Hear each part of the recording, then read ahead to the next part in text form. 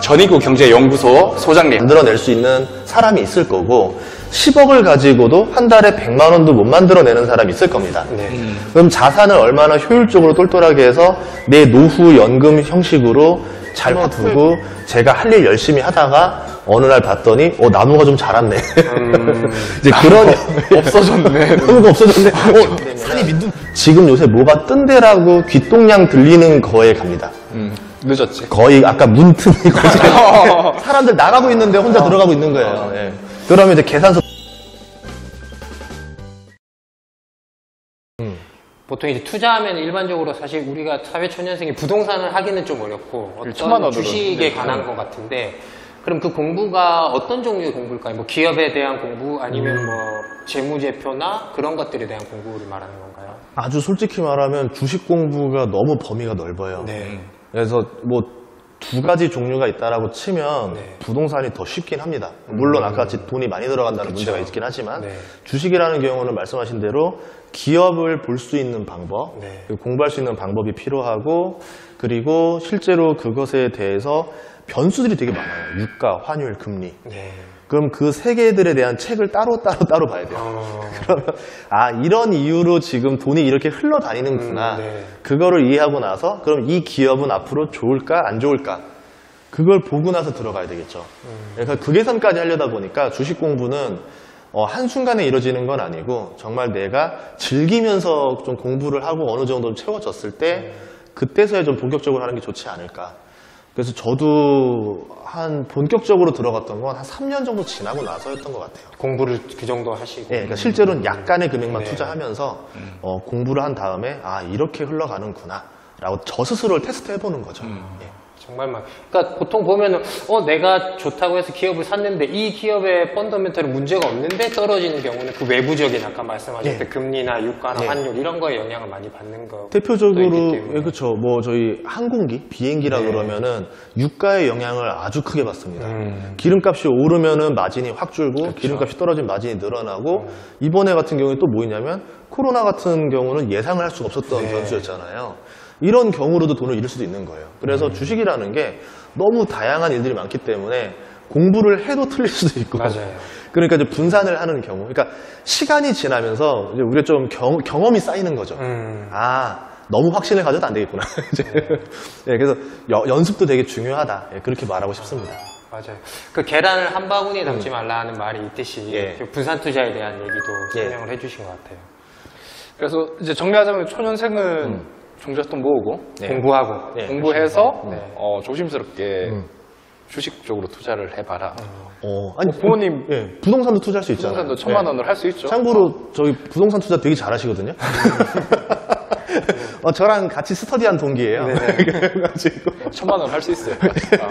자, 그럼 공부를 강조하셨는데, 과거에는 제 생각에는 네. 공부를 할 수 있는 방법이 자기가 책 사서 혼자 보고 이런 거밖에 없었는데, 요즘은 유튜브에서 좋은 강의들이 너무 많아가지고, 존 소장님 거기에도 보면은 좋은 강의들, 재무제표에 대한 강의도 있고, 뭐 아까 말했던 금리 환율에 대한 강의도 있고, 그러니까 책을 서점에 가서 굳이 사지 않아도, 이거 거치대에서 누워서도 그 경제 공부를 할 수 있는 참 많은 편리한 상황이더라고요. 예. 그러니까 유튜브로도 이제 많은 공부를 꾸준히 하면 되겠군요. 네. 그 재테크 종류가 계속 바뀌어요. 흐름이 계속 바뀌니까 그 트렌드를 읽는 것도 좋아요. 지금은 주식이 좋아요. 근데 내년에 주식 좋을까? 그것도 모르는 일이에요. 네. 분명히 주식책이 2년 전까지만 해도 그 서점 매대에 가장 깊숙한 데 있었고요. 이제 부동산 책이 위에 있었어요. 네. 또 바뀝니다. 그러면 제가 생각할 때는 그 매대 위에 그 종류가 많다라는 거는 사람들이 가장 열기가 뜨겁다. 네. 근데 재테크 역사상 그 열기가 뭐 영원히 지속되는 건 많지 않더라. 계속 돌고 돌더라. 그럼 다음에 무엇이 돌까? 그럼 먼저 사두고 기다리는 연습을 하는 것도 좋지 않을까 생각을 합니다. 근데 보통 사람들은 자기는 장기 투자자라고 말을 하거든요. 근데 10분마다 보면서 일희일비해요. 그러면서 자기는 나는 되게 가치 투자자야. 막 그럼요. 이렇게 얘기하는 경우가 있었거든요. 하루 참으면 하루 참으면 오래 참았다 이러잖아요. 네. 그렇습니다. 굉장히 많은 부분에 지식이 많이 쌓일 것 같아요. 그렇죠. 네. 호티 전 소장님은 많이 이렇게 지식들이 쌓이셨죠. 예, 근데 그 경험 중에 하나가 저한테 영향을 어느 정도 지분이 또 선생님한테 있습니다. 네. 예, 왜냐하면 부동산 스터디를 해보면서 부동산도 굉장히 많이 공부를 했었어요. 네. 그러다가 느꼈던 건 주식 투자를 부동산처럼 했을 때 굉장히 효과가 좋네? 라는 아이디어를 얻어낸 거예요. 그러니까 부동산이라는 건 뭐냐면 도시라는 게 생겨요. 처음에는 도로가 생기고 먼지만 풀풀 나고 아무것도 없어요. 사람들이 실망을 합니다. 이 도시가 성공할까 의심을 해요. 그러고 나서 어느 정도 도시가 지어지고 나면은 당연히 초창기에는 사람들이 공급이 너무 수요를 넘어가다 보니까 또 실망을 해요. 그러다가 어느 정도 수요가 따라오는 순간, 공급이 부족해지고 수요가 올라오는 순간부터는 가격이라는 게 상승을 하게 됩니다. 근데 기업들도 보면은 처음에 투자를 해요. 생산을 늘렸을 때는 공급이 초과하고 생산이 줄어드니까 당연히 수익이 안 나죠. 어느 순간부터는 수요가 늘고 공급이 딸리면서 그 가격이 가파르게 올라가고 네. 그 기업은 엄청난 돈을 벌게 되고 그때부터 그 기업의 주가가 올라가요. 그러면 기업이 투자하고 공장 늘리고 생산하고 효과를 볼 때까지는 못해도 몇 년은 걸린다라는 거죠. 네. 그래서 장기 투자라기보다는 실제로 그 기업이 투자해서 효과를 볼 때까지 기다려줄 수 있는 투자를 해야 된다. 그거는 뭐 어떤 투자를 한다 하더라도 그런 관점으로 투자를 해야 되는데 우리는 너무 짧게 보는 게 아닌가. 예, 그런 것들을 좀 느끼시면서 투자하면 좀 도움이 되지 않을까 싶습니다. 그 기업이 성장할 때까지 좀 기다려줘라. 예. 하시면서 네. 나무를 심듯이 긴 호흡으로 보는 거를 강조해 주셨는데 얼마 전에 제가 뉴스나 이런 거 보면서 최근에 되게 화제됐던 인물이 아시는지 모르겠지만 그 삼성전자를 꾸준히 모으신 택시 기사분 그 인터넷에서 많이 나오시고 유튜브도 개인적으로 하시는 네. 걸로 알고 있어요. 인터뷰도 하시던데 그분이 이제 택시 운전을 사업을 하다가 망해서 택시 운전을 하면서 그때부터 꾸준히 삼성전자를 몇십 년부터 사서 지금에 이렇게 되게 영광을 많이 누리시 다고 이렇게 봤는데 저는 그런 걸 보면서 한편으로 그러면은 무조건 사놓으면은 10년, 20년 지나면 난 다 부자가 되는 것인가 라는 의문이 들더라고요. 그래서 과거에 10년, 20년 전에 우리 그 코스피 상위 시가총액 상위 10종목이랑 지금 비교해보면 또 많이 다르거든요. 다르죠. 네. 네. 그래서 무조건 장기 투자하고 사놓고 기다리면 다 오르는 것인가에 대한 의문이 좀 있었습니다. 예를 들어서 그분이 삼성전자를 샀으니까 이렇게 된 거지 역으로 SK텔레콤을 샀으면 저 KT 같은 통신주 자산의 90%가 박살났을 거예요. 그러니까 이게 그 당시 때 이제 한창 그 닷컴 버블 있던 시절에 그 SK텔레콤이라든가 이런 게 굉장히 히트를 쳐가지고 주가가 300만 원까지인가 갔었을 거예요. 지금 30만 원 하잖아요.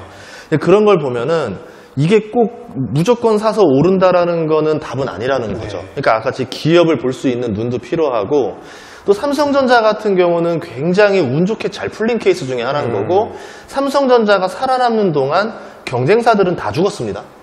그럼 내가 만약에 같은 업종 내에서 다른 기업을 샀다라고 했을 때는 쫄딱 망했을 수도 있다는 거죠.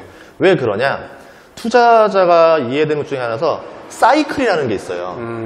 지금 삼성전자 같은 경우는 반도체 사이클, 뭐 이제 키친 사이클이라고 해서 4년마다 순환하는 사이클의 기업인데 어떻게 반도체 수요가 더 늘어나기도 했고 그 과정에서 이제 경쟁사들이 망하면서 그 점유율을 늘려나가면서 독식을 하니까 반도체 가격을 올릴 수가 있었고 운 좋게 살아남은 거고요.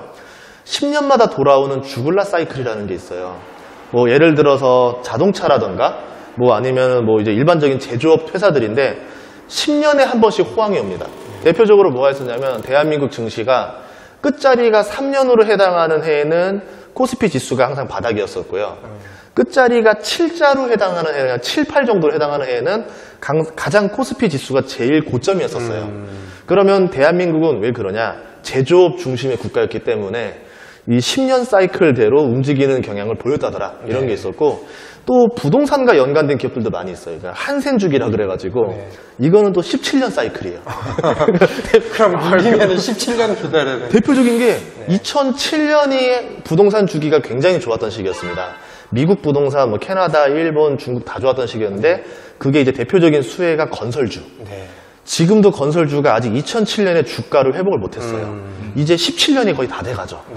예, 그러면은 투자하신 분들은 15년 동안 눈물의 세월을 보냈을 수도 있다. 그래서 우리가 봐야 되는 거는 사업이 어떻게 변화되고 있는가. 그리고 그 다음에는 무엇이 변할 것인가. 이것들을 보시는 게 중요하다. 투자자라는 거는 과거와 현재를 보는 게 아니라 앞을 내다보는 일인 거예요. 네. 그럼 앞을 내다보려면은 내가 지식이 있어야 되고 경험이 있어야 되고 해안이 있어야 된다는 거죠. 그 공부를 하는 게 훨씬 더 유리할 것이다. 이제 그렇게 말을 하는 겁니다. 네.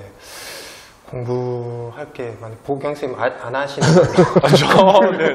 공부를 거의 박사가 돼야 될 것 같은데. 전 나중에 촬영 끝나고 전인구 선생님한테 추천 종목 잠깐 받는 걸로 그렇게 하도록 이게 하겠습니다. 지름길로 가는 이 대부분 이런 사람들이 2시간 강의 듣고 그래서 뭐 사야 돼요? 이렇게 묻는 이게 분들입니다. 가장 큰 문제가 뭐냐면 안녕히 계세요, 여러분.